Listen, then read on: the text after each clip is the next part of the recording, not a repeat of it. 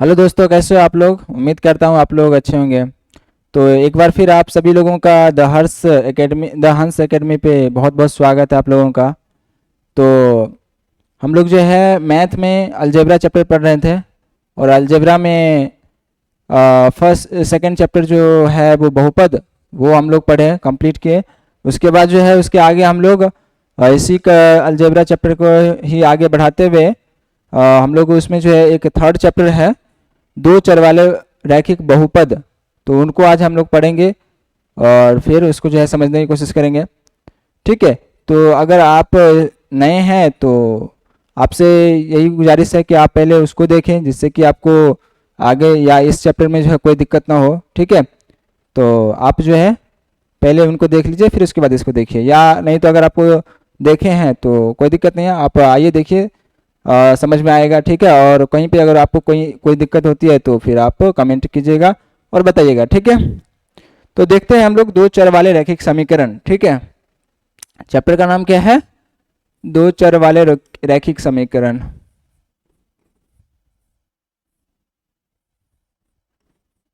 दो चर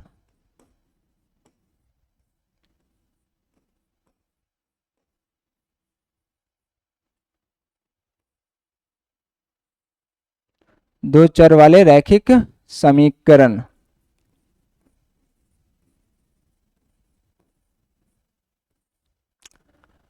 अब देखिए, इसको इंग्लिश में हम लोग क्या बोलते हैं? To variable linear equation. ठीक है। तो इंग्लिश में इसको हम लोग क्या बोलते हैं? To variable linear equation. इससे पीछे हम लोग जो बहुपद चैप्टर देखे थे ना, पोलिनोमियल, तो उसमें हम लोग इक्वेशन की बात नहीं किए थे, भले ही इक्वेशन हम लोग इस्तेमाल किए थे ग्राफ के लिए। ठीक है। तो इक्वेशन को हम लोग समझेंगे। उसके बाद पीछे जो बहुपद में हम लोग एक चर वाले रैखिक समीकरण के बारे में देखे थे, क्वाड्रेटिक देखे थे, एक ही चर कोई एक वेरी कर रहा होता है। बट यहाँ पे जो है क्या लिखा है देखिए, दो चर। चर मतलब वेरिएबल है ना, जो वेरी करता हो, और अचर मतलब क्या होता है? जो कांस्टेंट हो, जो वेरी नहीं करता हो। ठीक है। तो यहाँ पे है दो चर वाले रैखिक समीकरण। और समीकरण कैसा होगा? रैखिक। रैखिक मतलब जिसका पावर कितना होगा? वन होगा। ठीक है। जिसका पावर कितना होगा? वन। ठीक है।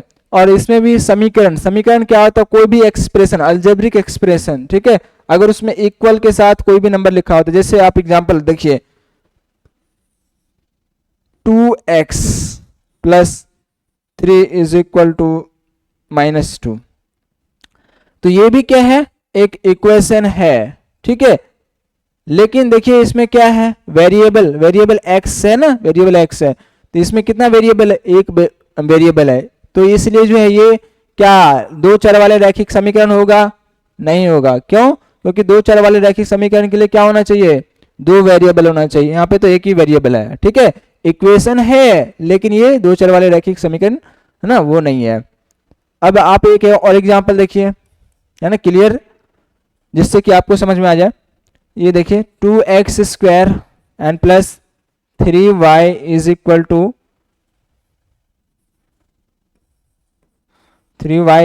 टू 5। अब आप ये बताइए, क्या दो चर वाले रैखिक समीकरण है क्या? नहीं है। क्यों नहीं है? क्योंकि देखिए, जो भी रैखिक समीकरण के लिए जो कंडीशन क्या है, पहला बात तो इसमें दो चर होना चाहिए, दो वेरिएबल होना चाहिए। तो देखिए इसमें वेरिएबल क्या है? x और दूसरा y। ठीक है। दो वेरिएबल है। दूसरा क्या होना चाहिए? ये रैखिक होना चाहिए। देखिए इसके नाम में ही सारा चीज क्लियर है। ठीक है। अगर ये पहचान गए तो फिर आपके लिए कोई दिक्कत नहीं होगी इस चैप्टर में, है ना, समझना बहुत इजी हो जाएगा आपके लिए। तो यहाँ पे देखिए दो वेरिएबल है। ठीक है। देखिए रैखिक होना चाहिए, यानी लीनियर होना चाहिए, यानी पावर कितना होना चाहिए? वन। देखिए ये जो वेरिएबल है x के पावर कितना है? 2। क्या ये लीनियर है? नहीं है। ये तो क्वाड्रेटिक होता है ना, द्विघात बहुपद के ये हो जाता है। उसके बाद यहाँ पे देखिए इसका पावर तो एक है, लेकिन ये तो है, लेकिन ये नहीं है। और ये देखिए समीकरण है, तो समीकरण भी है। तो इसमें जो है ये डिफर किस में कर रहा है? ये लीनियर में कर रहा है, क्योंकि ये लीनियर नहीं है, कंप्लीट लीनियर होना चाहिए, है ना। जो भी वेरिएबल है उसका जो पावर कितना होना चाहिए? वन होना चाहिए। ठीक है। तो ये भी नहीं है। ठीक है। अच्छा, आप एक और एग्जांपल बताइए। 3x plus 2y is equal to 3, आप ऐसे देख लीजिए 5 minus 2y and plus 3x। अब ये बताइए क्या ये दो चर वाले रैखिक समीकरण है या नहीं है। ठीक है, तो देखिए पहले हम लोग को क्या करना होता है, दो वेरिएबल देखना होता है। तो देखिए ये वेरिएबल x और y है कि नहीं, देखिए इधर भी है। एक चीज आप ध्यान रखिएगा, जब भी है ना, जब भी अगर इक्वल के लेफ्ट साइड या राइट साइड भी अगर वेरिएबल लिखा हो तो आप कोशिश कीजिए कि इसको जो है कोई एक साइड कर लीजिए, या तो लेफ्ट हैंड साइड कर लीजिए या फिर राइट हैंड साइड कर लीजिए। तो पहले इसको हम लोग इसको ऐसे लिख सकते हैं, देखिए ये x है तो x वाले के साथ ही जो है लाइक टर्म के साथ ऐड होता है, यानी जो समान जो पद होता है वो समान पद के साथ जोड़ घटाव होता है, यानी ऐड सब्ट्रैक्ट होता है। ठीक है, तो इसको हम लोग इसके साथ ऐड सब्ट्रैक्ट कर सकते हैं। तो चलिए इसको हम लोग लेफ्ट साइड लाते हैं ना, राइट वाले जो भी है इसको लेफ्ट साइड लाते हैं। ठीक है, तो देखिए ये होगा 3x। अब ये देखिए x वाला को लाएंगे इधर, तो ये प्लस में है तो इधर आएगा तो क्या होगा, माइनस में होगा। ये फिर उसके बाद है 2y। ठीक है, और ये देखिए y वाले y के साथ लाएंगे तो ये देखिए माइनस में, इधर क्या होगा, प्लस में होगा 2y। और आप चाहे तो कांस्टेंट को भी ला सकते हैं इधर, कोई दिक्कत नहीं है, या तो बेहतर ये है कि आप राइट साइड में ही रहने दें, कोई दिक्कत नहीं है। तो ये हो गया 5। ठीक है, तो अब देखिए इसको हम लोग ये सॉल्व करते हैं, कितना हो जाएगा, ये कैंसिल हो जाएगा क्योंकि 3x में से 3x माइनस होगा तो कितना होगा, 0 हो जाता है। तो ये तो खत्म हो गया, क्या बच गया इधर, देखिए y वाले टर्म बच गया, y वाले टर्म दोनों ऐड हो जाएगा, कितना हो जाएगा 4y इज इक्वल टू 5। अब ये फाइनल इक्वेशन बन गया है ना, ये फाइनल इक्वेशन बन गया। तो आप बताइए ये क्या दो चर वाले रैखिक समीकरण है, टू वेरिएबल लीनियर इक्वेशन है क्या, नहीं है। क्यों नहीं है, क्योंकि इसमें देखिए एक ही वेरिएबल है ना। इक्वेशन तो है, लीनियर भी है, लेकिन इसमें क्या दिक्कत है, इसमें दिक्कत यह है कि इसमें जो है एक ही वेरिएबल है ना, दो वेरिएबल होना चाहिए। तो देखिए इतना बड़ा इक्वेशन दिख रहा था, देखिए इसमें हमको देखने से तो दिख रहा था ना कि देखिए x और y है, x y है तो होना चाहिए, देखिए इक्वेशन भी था, लीनियर भी था, लेकिन इसके बावजूद भी ये क्या निकला, दो चार वाले रैखिक समीकरण नहीं हुआ, है ना।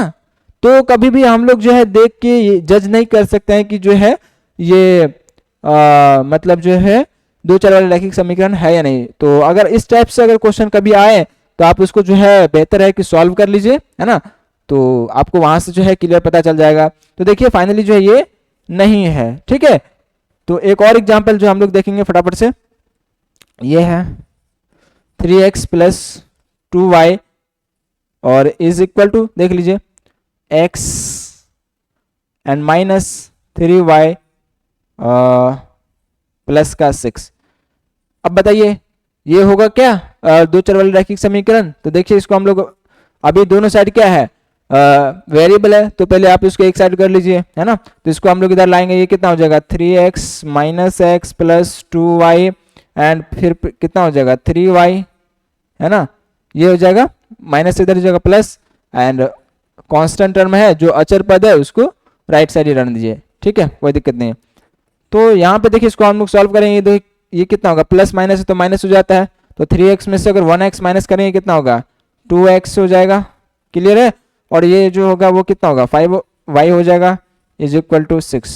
अब बताओ, अब ये बताओ आपकी ये जो है दो चर वाला रैखिक समीकरण है या नहीं। तो देखिए कंडीशन क्या था, दो चर होना चाहिए, दो वेरिएबल होना चाहिए। हाँ देखिए ये x और y दोनों वेरिएबल है, ठीक है। उसके बाद दोनों का पावर क्या होना चाहिए, 1 होना चाहिए। देखिए दोनों का पावर भी कितना है, 1 है।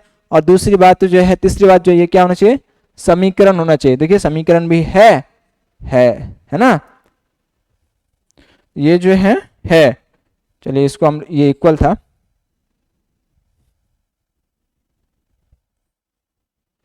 ये यहां से हो जाएगा 5y, ठीक है ना, ये इधर 3 था, ठीक है। तो ये 5y 2x plus 5y is equal to 6।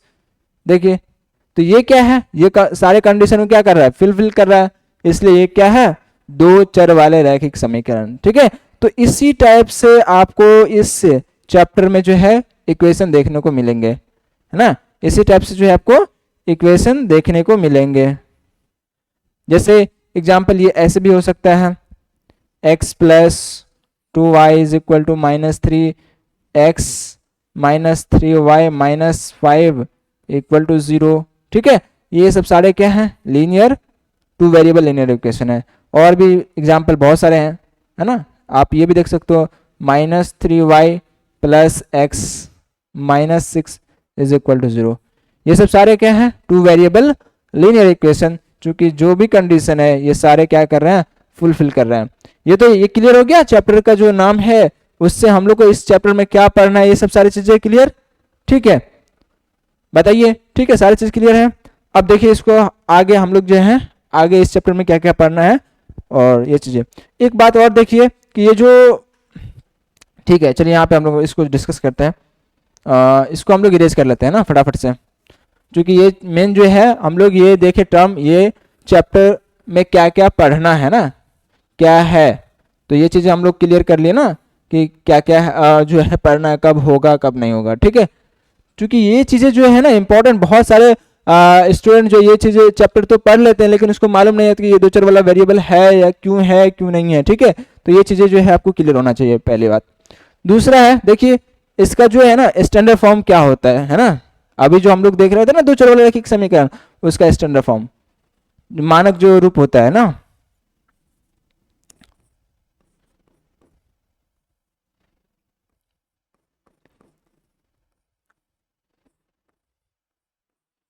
मानक रूप है ना, इसको हम लोग बोलते हैं इंग्लिश में स्टैंडर्ड फॉर्म, है ना।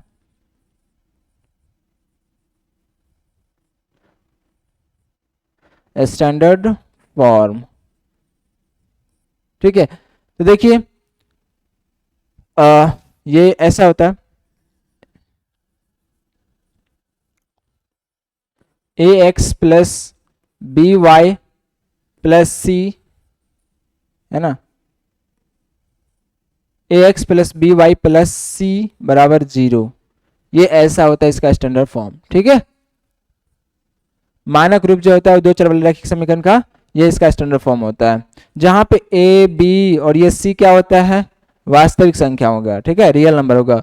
और यहाँ पे देखिए एक्स और वाई क्या होगा, वेरिएबल होगा, है ना, चर हो जाएगा। ठीक है, ये चीजें। अच्छा बताइए कि इसका जो है ग्राफ कैसा बनेगा, है ना, इसका ग्राफ कैसा बनेगा। अगर आप जो है इसको ग्राफ पे जो है प्लॉट कीजिएगा, ड्रॉ कीजिएगा, है ना, इसको ग्राफ पे बनाइएगा तो इसका ग्राफ कैसा बनेगा, है ना।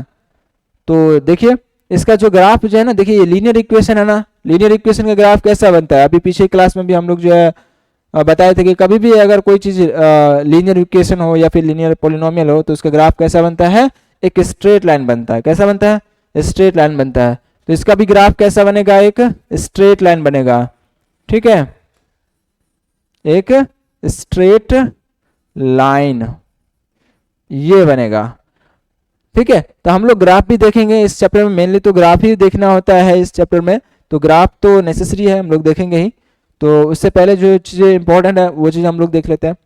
तो ये इसका स्टैंडर्ड फॉर्म हो गया। ठीक है, तो आपको यहाँ पे जो इस चैप्टर में ना दो इक्वेशन लेके जो है आपको यहाँ पे क्वेश्चन सॉल्व करने होंगे। ठीक है, आपसे जो है कोई दो स्ट्रेट लाइन होगा, ये मान लीजिए, तो आपसे ये पूछा जाएगा कि ये दोनों जो स्ट्रेट लाइन है ना, ये जो सीधी रेखा है वो कहाँ पे कट करेगा।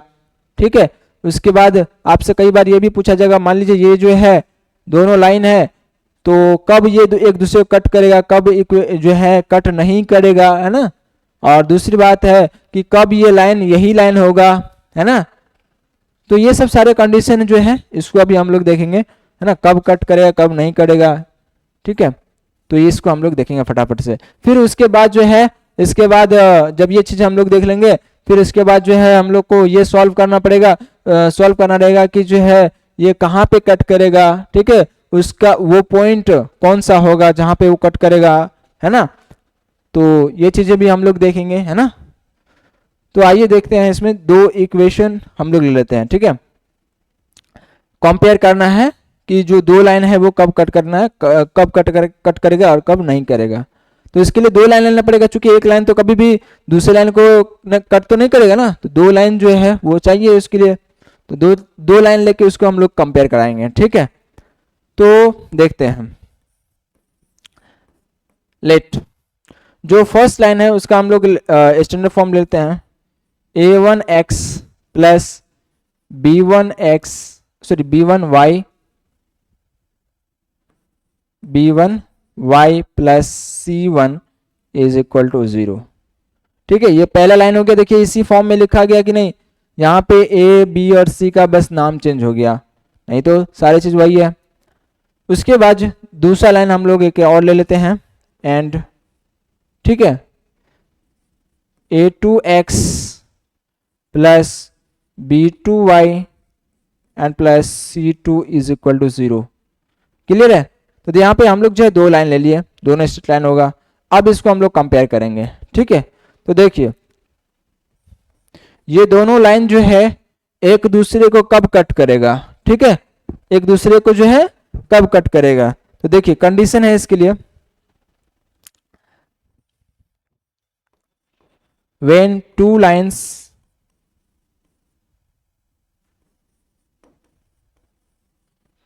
cuts each other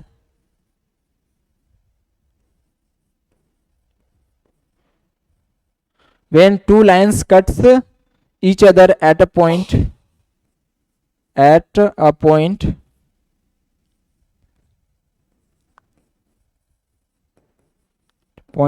then, ठीक है, देन है ना, जब दो लाइन एक दूसरे को कट करेगा तो उसके लिए क्या कंडीशन होगा। ठीक है, तो उसके लिए जो है कंडीशन होगा कि a1 डिवाइडेड बाय a2, है ना, a1 by a2 does not equal to b1 by b2, है ना। यानी ये जो चीजें है ना वो इक्वल नहीं होना चाहिए। अगर ये इक्वल नहीं है इसका मतलब है वो दोनों लाइन जो है ना कहीं कट कर रहा होगा। क्लियर है? तो हम लोग को जो है ये दो इक्वेशन दिया रहेगा और उसको आपको बताना होगा कि जो है ये दोनों लाइन जो है कहाँ पे सॉरी कट करेगा या नहीं करेगा। तो पहली बात तो ये आपको चेक करना पड़ेगा। ठीक है ना, जैसे आप एक एग्जांपल देख सकते हो, 2x प्लस 3y, है ना, 2x plus 3y and plus 5 is equal to 0। ये एक लाइन हो गया। दूसरा लाइन हम लोग ले लेते हैं माइनस,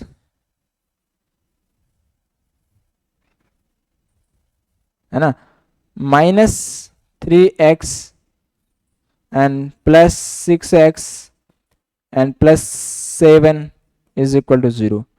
ठीक है, तो इसको हम लोग को कंपेयर करके बताना है कि ये लाइन कट करेगा कि नहीं। ठीक है, तो देखिए चेक करते हैं हम लोग। तो क्या कंडीशन है कट करने के लिए, ये लिखेंगे हम लोग a1 upon a2 does not equal to b1 upon b2। देखिए यहाँ पे आप वैल्यू पुट कीजिए। यहाँ पे देखिए फर्स्ट लाइन या आप सेकेंड लाइन का भी ले सकते हो, कोई दिक्कत नहीं। तो फर्स्ट लाइन जनरली हम लोग लेते हैं ना, a1 तो फर्स्ट लाइन का ही होता है। तो देखिए a1 क्या होता है, x का कोफिशिएंट होता है। लिखिए यहाँ पे 2 विथ साइन लिखेंगे, है ना, और यहाँ पे a2 का वैल्यू कितना हो गया -3। क्लियर है? ये डज नॉट होना चाहिए, इक्वल नहीं होना चाहिए। देखिए और फिर यहाँ पे b1 की वैल्यू पुट कीजिए 3 और b2 की वैल्यू कितना हो गया 6, ये पुट कर दिए। इसको सॉल्व कीजिए, देखिए सिंप्लीफाई कीजिए ना, मतलब सरल कीजिए। तो ये कितना हो जाएगा -2/3 डज नॉट इक्वल टू, ये कितना हो जाएगा 1/2। देखिए दोनों इक्वल है क्या, नहीं इक्वल है, इसीलिए ये लिखा गया।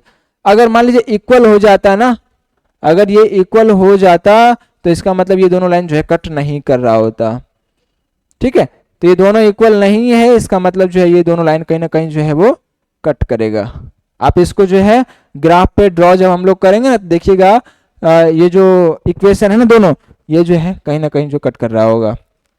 ठीक है, क्लियर है? तो ये पहला जो कंडीशन हो गया कब कट करेगा।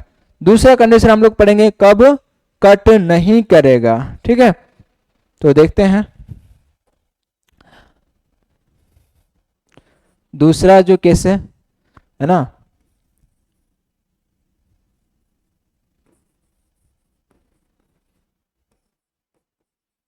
when two lines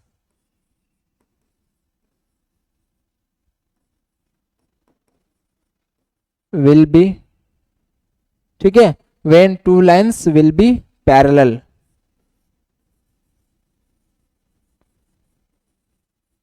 ठीक है, यानी जो है कब दो लाइन जो है एक दूसरे के पैरेलल होगा यानी समांतर होगा, है ना।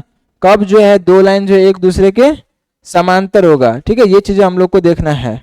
ठीक है, तो देखिए उसके लिए जो है क्या कंडीशन होता है ना।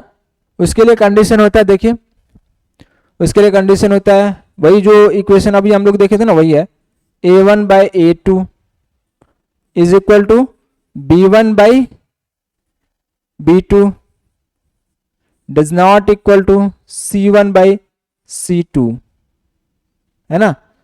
a1 by a2 equal to b1 by b2 does not equal to c1 by c2, यानी ये दोनों इक्वल होना चाहिए, लेकिन ये तीसरा जो है इक्वल नहीं होगा इस सब के। तो वो उस केस में क्या होगा, वो दोनों लाइन जो है पैरेलल होगा यानी समांतर होगा। समांतर कहने का मतलब जो वो दोनों लाइन जो है, जी मान लीजिए एक लाइन ये हो गया और ये दूसरा लाइन ये हो गया, तो ये दोनों लाइन जो है एक दूसरे को कहीं पे कट नहीं करेगा, यानी ये दोनों जो है पैरेलल ही चलेगा। ठीक है, इस केस में तो ये चीजें हैं, है ना। आप एग्जाम्पल देखना भी चाहोगे तो इसका चलो एक एग्जाम्पल हम बता देते हैं। एक एग्जाम्पल है 2x x plus 2y, sorry x plus 2y minus 4 is equal to 0, और दूसरा जो लाइन है वो देखिए है 2x plus 4y and minus 12 is equal to 0। ठीक है, ये एग्जाम्पल है। हम लोग को चेक करना है कि ये पैरेलल होगा या नहीं होगा। ठीक है, इसको जो हम लोग क्या बोलते हैं, इसको समांतर, है ना, हिंदी में बोलते हैं ना समांतर, तो इसको हम लोग समांतर लिखेंगे। अगर आपसे पूछा जाएगा कि ये दोनों लाइन जो है, एग्जाम में ऐसे भी पूछा जाता है कि दोनों लाइन जो है समांतर होगा या नहीं होगा, है ना। सिंपली आपसे पूछा जाएगा कि ये दोनों लाइन क्या है, अद्वितीय है। अद्वितीय क्या होता है, मतलब देखिए हिंदू में हम लोग जो है अद्वितीय किसको बोलते हैं, अद्वितीय का मतलब जिसका कुछ ना कुछ हल होता है, सॉरी कुछ ना कुछ मतलब क्या कि जिसका एक ही हल होता है उसको हम लोग क्या बोलते हैं, अद्वितीय हल। ठीक है, आपसे पूछा जाएगा कि अद्वितीय हल कब होगा, तो इसके लिए ये कंडीशन बताना है। ठीक है, ये चेक करना है आपको। ठीक है ना, ये अद्वितीय हल मतलब जिसका केवल एक सॉल्यूशन होगा, है ना, सॉल्यूशन होगा, इसको हम लोग अद्वितीय भी लिखते हैं ना।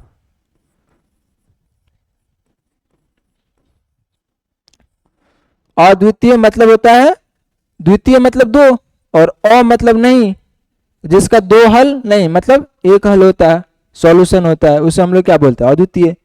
क्लियर है। तो कई बार आपसे पूछा है कि अद्वितीय हल निकालिए, तो ये कंडीशन लगाना है। ठीक है, और आपको ये बोला जाएगा कि समांतर के लिए समांतर कब होगा, तो फिर इसके लिए आपको ये कंडीशन अप्लाई करना है। ठीक है, क्लियर है। तो देखिए इसको हम लोग चेक करते हैं फटाफट से, यहां पे चेक करते हैं, है ना। क्या है, a1 है ना upon a2 is equal to b1 upon b2 does not equal to c1 upon c2, ये होना चाहिए। देखिए a की वैल्यू कितना हो गया, देखिए x की आगे कुछ भी नहीं तो कितना 1 है, तो 1 रखिए, और a2 का वैल्यू कितना हो गया 2। ठीक है, उसके बाद b1 की वैल्यू कितना हो गया 2 हो गया, एंड b2 की वैल्यू कितना हो गया 4 हो गया, and does not equal to, है ना, इसका मतलब क्या था, इक्वल नहीं है। ठीक है, और यहाँ पे c1 की वैल्यू कितना हो गया माइनस का 4, एंड ये c2 कितना हो गया माइनस का 12। चलिए इसको हम लोग सॉल्व करते हैं। ये देखिए 1/2 एज इट इज रहेगा, इसको सॉल्व करेंगे। देखिए दोनों जो दो 2 टाइम्स जो दोनों कट रहा है, 2 1 जा 2 एंड 2 2 जा 4, तो ये कितना हो जाएगा 1/2। ठीक है, देखिए इसको अगर हम लोग करेंगे तो ये जो होगा माइनस माइनस तो पहले कैंसिल हो गया, 4 3 जा 12 होता है ना, ये कितना हो गया 1/3। देखिए ये सब सारे दोनों क्या रहता है, इक्वल है ना, a1 और a1 by a2 b1 by b2, देखिए 1/2 हो रहा है, लेकिन ये जो c1 बाई c2 इक्वल है ना 1/3 आ रहा है। तो इसका मतलब ये है, अगर जब देखिए ये कंडीशन यही था ना इसका कि ये इसका इक्वल नहीं आना चाहिए, तो इक्वल नहीं है ना, इसका मतलब ये क्या है, दोनों लाइन जो है समांतर होगा। सिंपली चेक करके हम लोग बता सकते हैं। तो ये दूसरा केस था। ठीक है, तो एक और केस है इसमें, वो है कि कब जो है ये लाइन जो है ना इसी लाइन पे होगा, है ना, ये जो लाइन है इसी लाइन पे देखिए तीन केसेस होता है, एक तो कट करने वाला, दूसरा इस पे जो है पैरेलल हो जाए, या फिर ये जो लाइन है इसी लाइन पे मतलब यही लाइन हो, है ना, ये जो लाइन है यही लाइन हो, तो ये कब होगा, ठीक है। तो देखिए उसके लिए जो कंडीशन होता है,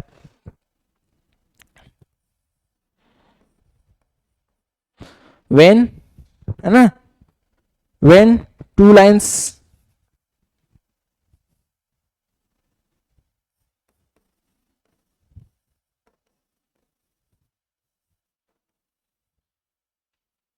when two lines lies on each other,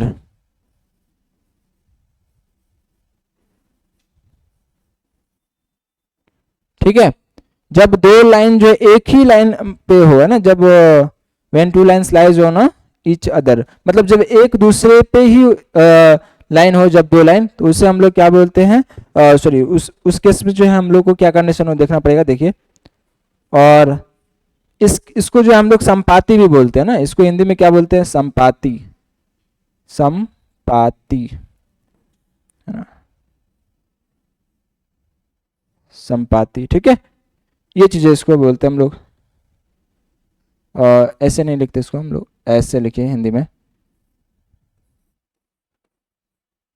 sorry, सन स अनुस्वार होता है, पा का तदरी, है ना, तो ये होता है संपाति। अगर पूछा जाए इसके लिए क्या केस होगा, तो फिर आपको ये बताना है क्या केस है। देखिए ये है a1 by a2 is equal to b1 by b2 is equal to c1 by c2, ठीक है, c1 बाई c2, ये केस है। कहेगा जब दो लाइन, है ना, एक दूसरे पे है, ठीक है, तो उस केस में जो है क्या कंडीशन होगा, तो ये कंडीशन अप्लाई करना है ना, ये कंडीशन अप्लाई करना है। एक एग्जांपल के जरिए हम लोग देखेंगे इसको फटाफट से। एग्जांपल है कि 2x प्लस 3y, है ना, 2x plus 3y equal to 2x plus 3y minus 9 है ना, माइनस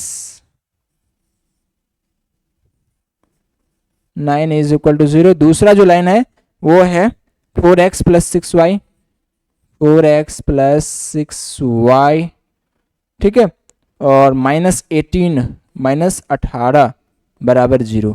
ये दोनों लाइन है, ठीक है। आपको चेक करना है कि ये दोनों क्या होगा, मतलब दोनों एक दूसरे को कट करेगा, या दोनों समांतर होगा, या दोनों संपाती होगा, मतलब उसी लाइन पे जो है लाई करेगा, ये आपको बताना है, ठीक है। देखिए हम लोग को चेक करना है ना, चेक करते हैं।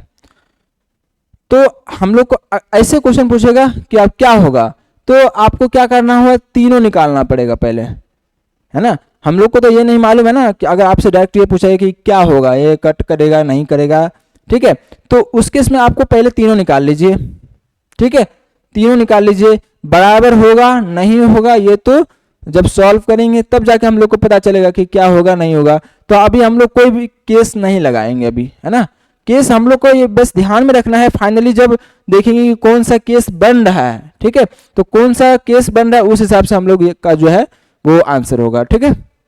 तो देखिए हम लोग यहाँ पे निकालेंगे, है ना, a1 by a2, a1 by a2, ठीक है। चलिए हम लोग अभी यहाँ पे इक्वल नहीं करते हैं ना, a1 by a2, b1 by b2 और यहाँ पे c1 बाई c2, ठीक है। ये हम लोग अभी यहाँ पे इक्वल और डज नॉट इक्वल क्यों नहीं लगाए, इसलिए नहीं लगाए कि हम लोग को मालूम नहीं है। अगर आपको बोल दिया जाए कि हाँ ये संपाती है तो फिर आप लगा सकते हैं, कोई दिक्कत नहीं है, ठीक है। तो चलिए इसको हम लोग सॉल्व करते हैं। a की वैल्यू देखिए इसमें क्या है 2 है, और a1 का हो गया, a2 का वैल्यू कितना हो गया 4, b1 की वैल्यू कितना हो गया 3 और ये 6 है, ठीक है। और ये जो c1 कितना है -9 और ये -18। चलिए इसको सॉल्व करते हैं। तो देखिए ये कितना हो गया 1/2, ये भी कितना हो गया 1/2 और ये भी कितना हो गया 1/2। अब देखिए क्या है, सभी इक्वल है, सारे इक्वल है ना, तीनों इक्वल है, तो अब यहाँ पे आप इक्वल लगा दीजिए। अब देखिए जो है कि कौन सा केस बन रहा है। देखिए a1/a2 is equal to b1/b2 is equal to c1/c2, ये वाली केस बन रहा है। बताइए इस वाले केस को हम लोग क्या बोलते हैं, संपाती, यानी जो दूसरी लाइन है वो पहले लाइन पे है। ठीक है, तो ये ऐसे हम लोग बता सकते हैं। ठीक है, तो इसको हम लोग चेक करके बता सकते हैं कि ये कौन सा लाइन होगा। क्लियर है यहां तक, ये तीनों केस समझ में आया। ठीक है, अब आपसे कई बार ये भी पूछा जाता है कि ये बताओ कि कितने केसेस में जो है उसका हल होगा और कब हल नहीं होगा। ठीक है, तो अभी हम लोग दो केस पढ़े थे ना, एक तो ये पीछे देखिए, ये एक ये पढ़े थे हम लोग अद्वितीय हल, है ना, ये अद्वितीय ये वाली केस पढ़े थे, पहला वाला जब दो लाइन एक दूसरे को कट कर रहा हो, तो इस केस में क्या है, हल होगा कि नहीं बताइए, एक हल होगा, हल तो होगा ना, मतलब सॉल्यूशन होगा कि नहीं बताइए, होगा। दूसरी केस देखिए, दूसरे केस में हम लोग पैरेलल देखे थे, तो इस केस में कोई भी हल नहीं होता, इस केस में कोई भी सॉल्यूशन नहीं होता, क्योंकि देखिए कट करेगा तभी तो उसका कोई पॉइंट पे जो है वो उसका ये बनेगा, मतलब कट करेगा तभी तो कोई किसी पॉइंट पे ये उसका निकलेगा, तो ये तो कहीं पे कट ही नहीं करेगा, है ना, कितना भी आप एक्सटेंड कर लो, कितना भी आप इसको बढ़ा लो, कहीं पे भी नहीं कट करेगा, तो इस केस में कोई भी हल नहीं होगा, तो इसमें लिखेंगे हम लोग नो सॉल्यूशन, है ना, नो सॉल्यूशन, इस केस में कोई भी हल नहीं होगा। क्या इस केस में होगा, इस केस में होगा ये, क्योंकि एक लाइन अगर मान लीजिए आप उसी के ऊपर दूसरी लाइन है ना, उसी के ऊपर दूसरी लाइन है, तो बताइए कितना इसके हल होंगे, अनंत हल होंगे, है ना, इनफाइनाइट, क्योंकि ये लाइन अभी हम इतना बड़ा शो किया है, कोई आदमी बोलेगा नहीं हम तो इतना बड़ा शो करेंगे, और फिर इस पे जो है ये लाइन दूसरी लाइन हो गया, है ना, फिर कोई बोलेगा कि नहीं हम लोग इस, और भी कोई बोलेगा नहीं हम तो इनफाइनाइट तक जो है इसको एक्सटेंड करेंगे, तो इस केस में कितना इसका सॉल्यूशन होगा, इनफाइनाइट सॉल्यूशन हो जाएगा। क्लियर है, तो देखिए इस केस में, है ना, समांतर केस में कोई सा भी सॉल्यूशन नहीं होगा, तो आपसे डायरेक्ट अगर क्वेश्चन ये पूछता है कि किस केस में इसका कोई हल नहीं होगा, तो ये होगा समांतर केस में, तो ये कंडीशन लगाना है। आपसे डायरेक्ट ये भी क्वेश्चन आएगा, मान लीजिए एक दो लाइन दे दिया, आपको बोला है कि इसका कोई भी हल नहीं है, इसके लिए कंडीशन आप निकालो, तो फिर आप उसको जो है ये अप्लाई करेंगे, उसको सॉल्व करेंगे। आपसे पूछा जाएगा कि इसके अनंत हल है ना, पूछा जाएगा कि ये दो लाइन है ना, 3x plus 2y minus 3 is equal to 0 and 2x minus 3y and minus 6 is equal to 0, ये कोई लाइन है। ठीक है, लेट्स से कंसिडर, अब ये कौन सा लाइन है हम लोग वो चेक नहीं कर रहे, आपसे बस एक जनरल व्यू बता रहे हैं कि आपको ये बोला जाएगा कि इसके मान लीजिए अनंत हल है, इसके अनंत हल है, तो उसके लिए आप कंडीशन चेक करके बताओ, है ना, उसके लिए आप कंडीशन चेक करके बताओ, तो फिर अनंत हल है मालूम है हम लोग को, तो ये वाली जो है कंडीशन है उसको अप्लाई कर लेंगे। ठीक है, आपसे पूछा जाएगा कि इसके लिए अद्वितीय हल है, तो पीछे वाले जो है उसको अप्लाई करेंगे, ये वाली कंडीशन अप्लाई कर लेंगे। ठीक है, अगर आपको बोला जाए इसका कोई भी हल नहीं है, तो फिर ये वाली जो है अप्लाई कर लेंगे। तो आपसे सिंपली ये पूछा था कि इसका हल किस केस में होगा, तो अद्वितीय केस में और संपाती केस में। ठीक है, और कब हल नहीं होगा, तो समांतर केस में। बस ये चीजें बताना था। ठीक है, क्लियर है, तो ये चीजें हम लोग देख लिए कि कब लाइन जो है कट करेगा, कब नहीं करेगा, है ना। अभी पहले हम लोग देखे दो चर वाला रैखिक समीकरण होता है, कौन सा होता है, कब होता है, कब नहीं होता है। दूसरा ये जो है कब कट करेगा, कब नहीं करेगा, कब उसके ऊपर होगा। ठीक है, अब हम लोग जो इसके आगे देखेंगे कि जो है कहाँ कट करेगा, है ना, कौन से पॉइंट पे कट करेगा, तो ये सब चीजें जो है हम लोग देखेंगे। इसको आप ये भी बोल सकते हैं, प्रतिच्छेद भी बोल सकते हैं, है ना, इसको प्रतिच्छेद, प्रतिच्छेद मतलब क्या होता है, कट करना, तो वही है, यहाँ पे तो आप लिखे भी होंगे, ये वाली केस है ना, सॉरी यहाँ पे आप इसको यहां से लिख लीजिए, है ना, अद्वितीय ऊपर लिख दिए थे, तो ये हो गया अद्वितीय, और इस केस में इसको हम लोग प्रतिच्छेद भी बोल सकते हो, बोलेगा कि दो लाइन एक दूसरे को प्रतिच्छेद करता है, तो यही केस लगाना है आपको, तो इसको प्रतिच्छेद भी बोलते हैं। तो ये टर्मिनोलॉजी है जो आपको समझना है ना, प्रतिच्छेद, ये चीज़ है, ठीक है। तो ये है, आपको ये चीज़ें समझना है, ठीक है। कई बार आपसे ये भी पूछ लेगा कि मान लीजिए, देखिए क्या क्या क्वेश्चन बन सकता है, हम सारे चीज़ें वो डिस्कस कर रहे हैं यहाँ पे, कि जिससे कि आपको कोई सा भी थोड़ी सी भी जो है प्रॉब्लम ना हो ना। जैसे आप देखिए, ये आपको जैसे ये 2 लाइन दिया गया है ना, आपसे पूछा जाता कि इसके अद्वितीय हल है, मतलब ये जो है एक पॉइंट यानी इसके एक हल है, तो बताओ कि x के मान के लिए इसका क्या हल नहीं होगा, या फिर x के किस मान के लिए जो है इसका एक हल होगा, है ना। या फिर आपसे यह भी पूछा जा सकता है कि x के किस मान के लिए इसका हल नहीं होगा, है ना। जैसे एक क्वेश्चन ये इस टाइप से तो नहीं बनेगा, ये चूंकि ये तो कंडीशन ही हो जाएगा ना, ये ऐसा होगा 3k प्लस 2y, ठीक है, 3k plus 2y and -6 is equal to 0। दूसरा जो है लाइन है 3kx हो गया, ठीक है, और यहाँ पे हो जाएगा x माइनस 2y, ठीक है, और प्लस का 5,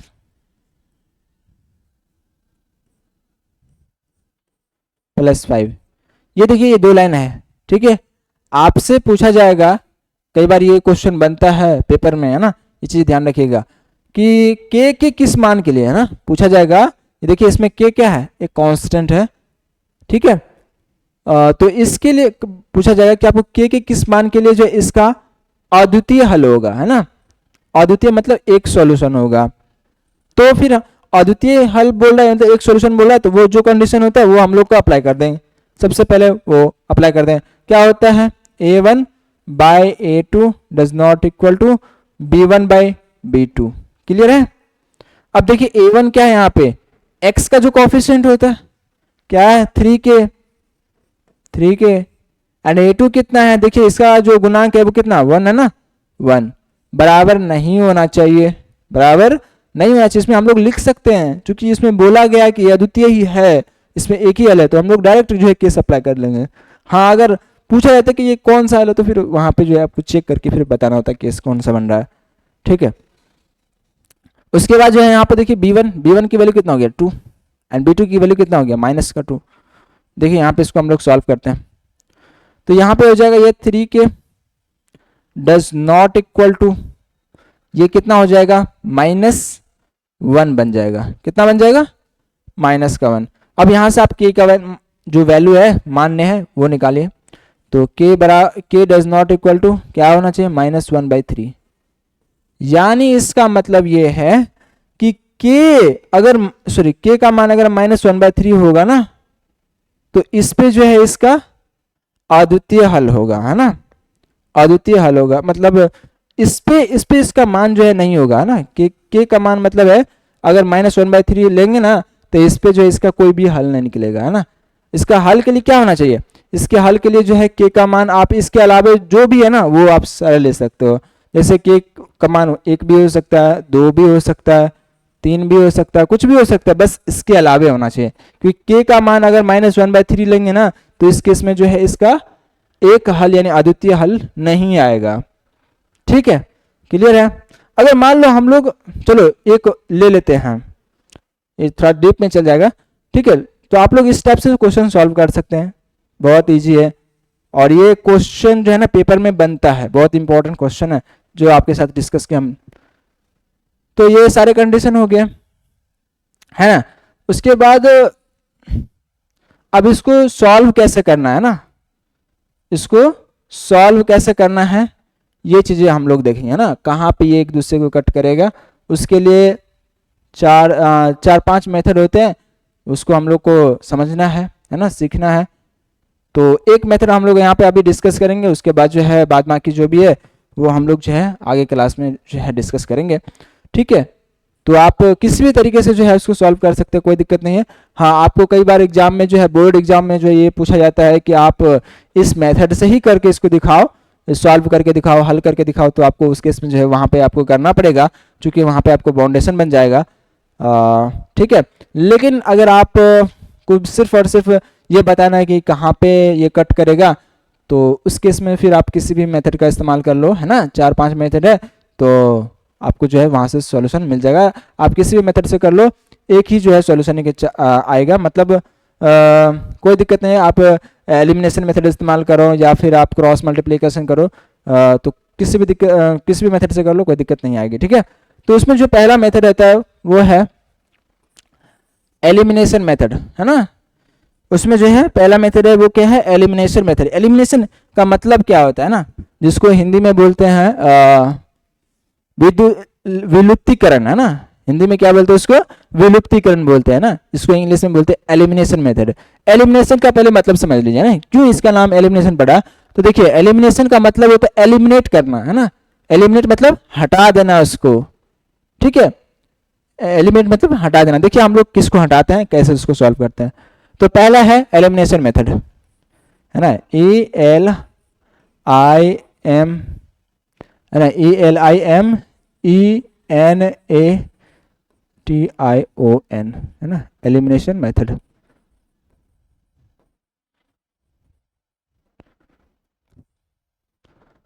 ठीक है, इसको हिंदी में आप बोल सकते हैं विलुप्तीकरण, है ना, विलुप्तीकरण।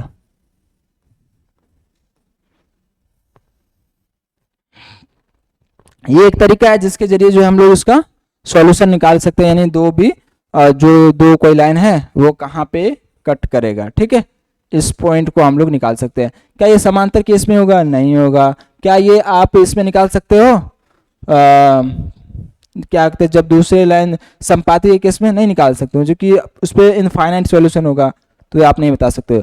ये जो भी अभी हम लोग मेथड पढ़ेंगे ना आगे, तो वो सब सारे जो है हम लोग बस एक ही वो जो लाइन बन रहा था ना, कट करने वाला लाइन है, उसी के लिए हम लोग पढ़ेंगे, ठीक है।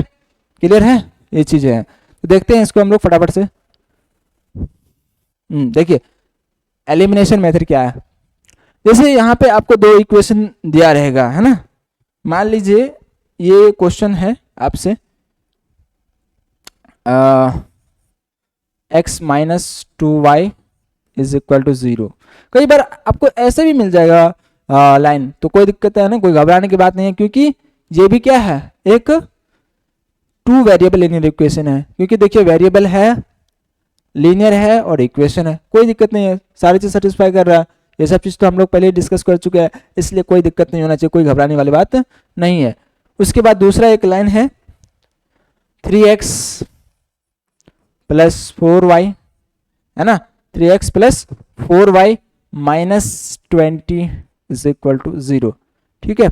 ये दो लाइन है ना, ये दो लाइन है, आपको बताना है ये कहाँ पे कट करेगा, ठीक है। इससे पहले हम लोग देख रहे थे कि कट करेगा नहीं करेगा सारी चीज, अब ये देखना है कि कहाँ पे कट करेगा, ठीक है। और वो भी एलिमिनेशन मेथड से।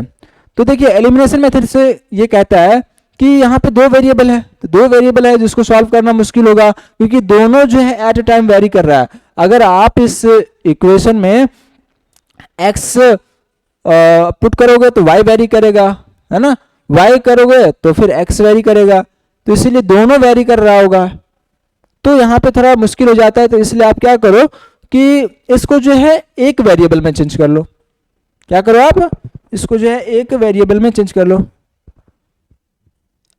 है ना, एक वेरिएबल में चेंज कर लो। तो कैसे इसको हम लोग कर सकते हैं, देखिए आपको या तो x को या तो y को इन दोनों इक्वेशन में सेम कर लो, है ना। इन दोनों इक्वेशन को सेम करके उसके बाद ऐड करके या सब्ट्रैक्ट करके जो इन दोनों वेरिएबल में से किसी एक वेरिएबल को क्या करो, हटा दो। इन दोनों वेरिएबल में से क्या करो, एक वेरिएबल को हटा देंगे। जब दोनों वेरिएबल को हटा देंगे तो वो क्या बन जाएगा, वही लीनियर वन वेरिएबल वाला इक्वेशन बन जाएगा। जैसे ऐसे बनता था 3x minus 2 is equal to 7, ऐसे। तो ये इसी टाइप में आ जाएगा। तो इस टाइप में सॉल्व करना तो इजी होता है। क्या करना होता है, वेरिएबल को एक साथ रखो, कांस्टेंट को एक साथ रखो, और फिर उसके बाद जो वेरिएबल का जो है वैल्यू निकल जाता है, ठीक है। तो वही कहना चाह रहा है कि आप जो दो वेरिएबल है ना, किसी एक वेरिएबल है ना, चाहे x को या फिर y को, उसको इक्वल करके, ठीक है, या तो ऐड करके या तो फिर सब्ट्रैक्ट करके उसको हटा दो, खत्म हो जाएगा। तो बचेगा कोई एक वेरिएबल। अब उसको जैसे सॉल्व करते थे तो वैसे इसको सॉल्व कर लेंगे, है ना। तो देखते हैं इसको कैसे करना। तो देखिए इसमें से किसी एक को जो है हम लोग इक्वल करेंगे।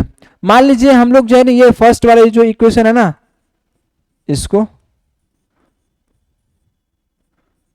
फर्स्ट वाले इक्वेशन में हम लोग y को इक्वल कर रहे हैं। किसको इक्वल कर रहे हैं? y को इक्वल कर रहे हैं। y को आप x को भी कर सकते हो, कोई दिक्कत नहीं है। तो y को हम इसलिए कर रहे हैं क्योंकि जो इसको हम लोग 4 बनाना पड़ेगा, है ना, y वाले टर्म को, और इसको ऐड कर देंगे, कैंसिल हो जाएगा। अगर आप x को इक्वल करना चाह रहे हो तो आप इसको क्या करना होगा, फर्स्ट वाले इक्वेशन में 3 से मल्टीप्लाई करना होगा, ठीक है। उसके बाद फिर क्या करोगे, ऐड करने पे तो नहीं कटेगा, तो सब्ट्रैक्ट करना पड़ेगा, ठीक है। यानी दोनों को घटा देंगे तो फिर जाके जो है एक्स वाली टर्म एलिमिनेट हो जाएगा, ठीक है।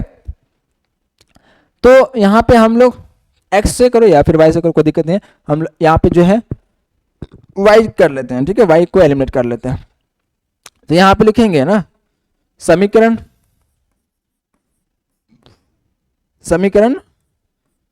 फर्स्ट में 2 से मल्टीप्लाई करने पर, 2 से गुना करेंगे तभी तो क्या होगा, 4 होगा, है ना। 2 से गुना करने पर, सॉरी ऐसे लिखो आप, एक बार में लिख लो, गुना करके जोड़ने पर, है ना, गुना करके जोड़ने पर, ठीक है। यानी समीकरण फर्स्ट में 2 से गुना कर दो और फिर उसके बाद जो है दोनों समीकरण को जोड़ दो, ठीक है, यानी ऐड कर दो। देखिए इसको हम लोग ऐसे करते हैं, ऐड करेंगे तो चलिए इसको हम लोग ऐसे, ठीक है, एक ही लाइन में हो जाएगा ये तो इसको हम लोग 2 से यहाँ पे मल्टीप्लाई कर देते हैं। ये कितना हो जाएगा 2x, ये कितना हो जाएगा -4y इज इक्वल टू, ये देखो 0 के साथ मल्टीप्लाई होगा, जो LHS के साथ और RHS के साथ दोनों के साथ मल्टीप्लाई होगा, ये चीज़ ध्यान रखिएगा। उसके बाद ये इसमें तो कुछ भी मल्टीप्लाई नहीं कर रहे तो वो एज इट इज रहेगा, ठीक है, कुछ भी नहीं कर रहे हैं उसमें। तो ये 3x, ये +4y और -20। आप चाहो तो कांस्टेंट टर्म राइट साइड ले लो तो एक आसानी रहेगा, क्योंकि राइट साइड रहेगा तो राइट को राइट के साथ ऐड कर सकते हैं, लेफ्ट को लेफ्ट के साथ ऐड सब्ट्रैक्ट कर सकते हैं। तो ये ऐसा हो जाएगा, ठीक है। ये -20 जो है इसको अगर हम लोग राइट साइड कांस्टेंट टर्म है इसको अगर राइट साइड ले जाएंगे तो ये 20 बन जाएगा, ठीक है। तो ये 20 हो जाएगा। ये अब देखिए दोनों क्या हो गया, इसमें y वाली टर्म जो है इक्वल हो गया, दोनों को ऐड कर दीजिए। जब दोनों को ऐड करेंगे देखिए एक प्लस में एक माइनस में, जब दोनों इक्वल होता है तो क्या हो जाता है, कैंसिल हो जाता है, 0 हो जाता है, तो ये कट गया। अब देखिए ये दोनों क्या होगा, ऐड हो जाएगा, कितना हो जाएगा, ये 5x बराबर ये कितना हो जाएगा 20। यहाँ तक क्लियर है। देखिए अब ये देखिए क्या बन गया, सिंगल वेरिएबल में बन गया, सिंगल वेरिएबल में हो गया। सिंगल वेरिएबल को कैसे सॉल्व करते हैं, तो देखिए x की वैल्यू अगर यहाँ से निकालना हो तो ये कितना होगा 20/5, यानी यहाँ से क्या हो गया x की वैल्यू 4 आ गया। बताइए ये यहाँ पे डबल वेरिएबल था जिसको सॉल्व करना मुश्किल था, यहाँ पे देखिए एलिमिनेट करके हम लोग जो है इसको एक टर्म के गायब करके देखिए x की वैल्यू निकल गया। अब क्या करना है, यही x की वैल्यू किसी भी दोनों इक्वेशन में से किसी भी इक्वेशन में आप पुट कर लो, वहां से y की वैल्यू आ जाएगा, ठीक है। और जो x और y की वैल्यू होगा वही जो होगा उस सॉल्यूशन उस इक्वेशन का क्या होगा, हल होगा, ठीक है। यानी उस पॉइंट पे वो दोनों लाइन क्या कर रहा होगा, कट कर रहा होगा, ठीक है। तो यहाँ पे आप लिखो एक स्टेप और लिखना होगा आपको कि समीकरण, कोई सा भी समीकरण आप उसमें जो वैल्यू पुट कर लो, इजीली अच्छा रहेगा कि मतलब आप फर्स्ट में ही पुट कर लो, है ना। समीकरण फर्स्ट में x का मान रखने पर या पुट करने पर, ठीक है। तो देखिए क्या होता है, फर्स्ट वाला जो है वो इक्वेशन क्या है, x - 2y = 0 है। यहां से x की वैल्यू पुट कीजिए, x की वैल्यू कितना है 4 रखें, -2y = 0। यहां पे भी क्या बन गया, सिंगल वेरिएबल बन गया, सिंगल वेरिएबल बन गया। अब इसको सॉल्व करना ईजी होता है। तो y की वैल्यू कैसे निकाल सकते हैं, इसको राइट साइड ले जाइए आप। तो यहाँ पे हो जाएगा 2y is equal to 4। Clear. तो यहाँ से जो है y की वैल्यू कितना हो जाएगा 4/2 यानी 2। y की वैल्यू कितना निकल गया 2 और x की वैल्यू कितना निकल गया 4 है ना। y की वैल्यू 2 और x की वैल्यू 4। यही जो दोनों लाइन ऑफ इक्वेशन है ना, लाइन ऑफ इक्वेशन, इसका क्या हो जाएगा सॉल्यूशन हो जाएगा, यानी इसका सॉल्यूशन है ना हल हो जाएगा। X y is equal to x की वैल्यू 4 और y की वैल्यू 2। ये चीज़ें हो गया इसका सॉल्यूशन। ठीक है। तो ये इस तरह से जो हम लोग इसको सॉल्व कर सकते हैं। कहीं पे भी अगर आपको दिक्कत हुआ हो तो बताना, आप लोग कैसे कर जो है मतलब कहीं पे भी अगर कोई दिक्कत हुआ तो बताना, ठीक है, जिससे कि हम आपको जो है वो जो भी जेन्युइन डॉट होगा तो बता सकें। ठीक है। अगर दिक्कत हो तो वीडियो को थोड़ा पीछे या पॉज करके बैक करके जो है आप इसको देख लो, अच्छे से समझ लो। बहुत इजीली मेथड से है ना, बहुत आसानी से आपको समझाया है, तो कहीं दिक्कत तो नहीं होना चाहिए फिर भी। ठीक है। तो इस तरह से हम लोग इसको सॉल्व करते हैं। फिर आगे हम लोग देखेंगे इसका ग्राफ है ना, ग्राफ पे कैसे रिप्रेजेंट करते हैं, ग्राफ पे कहाँ पे एग्जैक्टली कट कर रहा है। अभी तो हम लोग चलो यहाँ पे बता देते हैं कि चलो यहाँ पे कट कर रहा है, लेकिन ये ग्राफ पे एग्जैक्ट कहाँ पे कट कर रहा है वो तो हम लोग को नहीं मालूम है, बस ये मान के चलते हैं कहीं ना कहीं कट तो कर रहा होगा। तो एग्जैक्ट कहाँ पे कट कर रहा होगा वो तो हम लोग ग्राफ पे शो करके ही बता पाएंगे। और ये जो है क्वेश्चन आपको बोर्ड में जो है पूछा जाता है कि देखिए ये लाइन ऑफ इक्वेशन है, आप ये बताओ कि ये ग्राफ पे जो है कहाँ पे कट करेगा, यानी उसको आप ग्राफ पे प्लॉट करके बताओ कि कहाँ पे ये कट करेगा। ठीक है। तो अभी थोड़ा वीडियो लंबा हो जाएगा, इसलिए जो है आप लोग पढ़ते रहिए। ठीक है। और आगे वीडियो में हम लोग इसको जो है पहले जो भी मेथड है उनको डिस्कस कर लेंगे और फिर उसके बाद जो इसको हम लोग ग्राफ पे प्लॉट करना सीखेंगे। ठीक है। तब तक के लिए धन्यवाद। ठीक है। और वीडियो अच्छा लगे तो लाइक कीजिए, शेयर कीजिए और सब्सक्राइब कीजिए। और वीडियो अगर पसंद हो तो बताना लाइक कमेंट में। ठीक है। ठीक है। Thank you.